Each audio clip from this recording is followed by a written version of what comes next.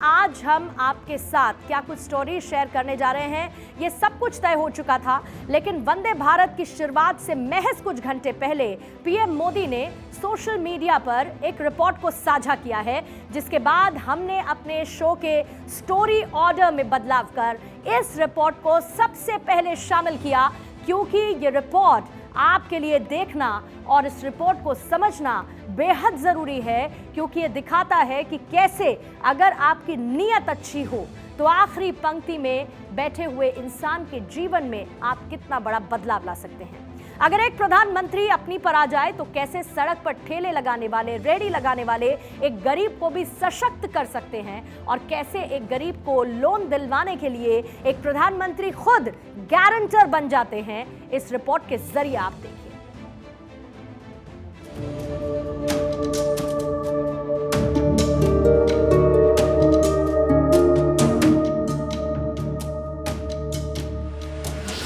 कहते हैं कि मेहनत करने वाले हर इंसान को जिंदगी संवारने का मौका जरूर मिलता है,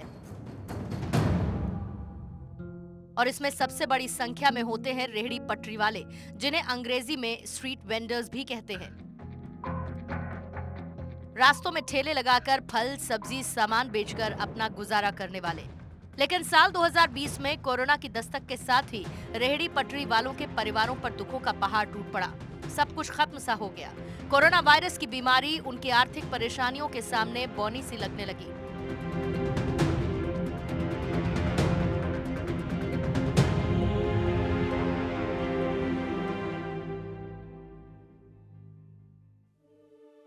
सूने बाजार और उनकी सूनी जिंदगी की गवाही देने लगे।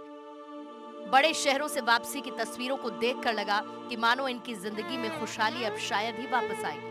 लेकिन रेहड़ी पटरी वालों के इस दुख को प्रधानमंत्री मोदी ने समझा और जून 2020 में पीएम स्वनिधि योजना की घोषणा की।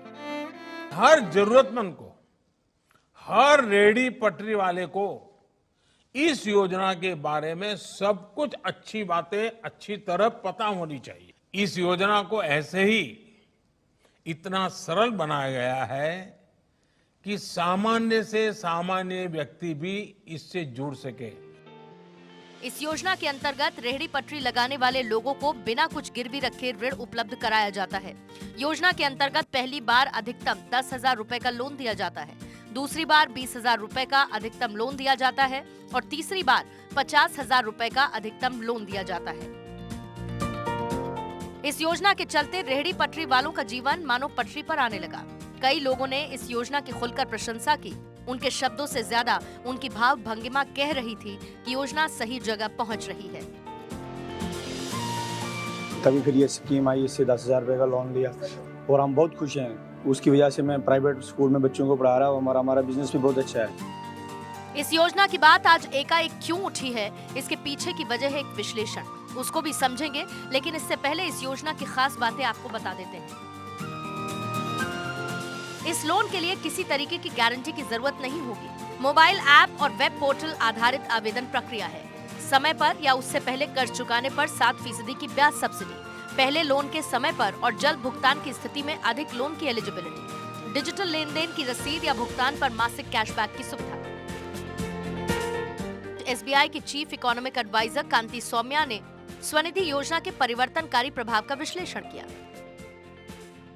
लगभग 75% ऋण लाभार्थी गैर सामान्य श्रेणी से आते हैं। कुछ लाभार्थियों में ओबीसी का हिस्सा 44% है, जबकि SC/ST का हिस्सा 22% है। कुछ लाभार्थियों में से 43% महिलाएं हैं। 68% बार 10,000 रुपए का लोन लेने के बाद उनका पूर्ण भुगतान कर दूसरा लोन लिया। 75% बार 20,000 रुपए का दूसरा लोन भुगतान कर तीसरा यानी 50,000 रुपए का लोन लिया। पीएम स्वनिधि खाता धारकों का औसत डेबिट कार्ड खर्च वित्त वर्ष 2011 की तुलना में वित्त वर्ष 2013 में 50% बढ़कर अब 80,000 रुपए हो गया है। अब तक तीनों किश्तों में लगभग 70 लाख ऋण वितरित किए गए, जिसमें 53 लाख से अधिक स्ट्रीट वेंडर्स को इसका लाभ मिला। स्वनिधि योजना के तहत दिए गए लोन की अब तक कुल कीमत है 9,100 करोड़। पीएम स्वनिधि में 65% कर्जदार 26 से 45 आयु वर्ग के हैं। औसतन 25 वर्ष से कम और 60 वर्ष से अधिक आयु वर्ग के 63% लोग ऋण वितरण के बाद अधिक खर्च करते हैं। इस रिपोर्ट का पूरा सार ये है कि इस योजना से गरीब वर्ग जो कि रेहड़ी पटरी लगाने का काम करते हैं, उनकी जिंदगी में काफी बदलाव आया है। इस योजना से रेहड़ी पटरी वालों को आर्थिक सुरक्षा का एहसास होने लगा है, तो साथ ही गरीब वर्ग के लिए आत्मनिर्भर होने का भी जरिया बना है, जिससे एक बड़ी आबादी के बीच आत्मविश्वास भी पैदा हुआ है। Bureau report, Bharat 24।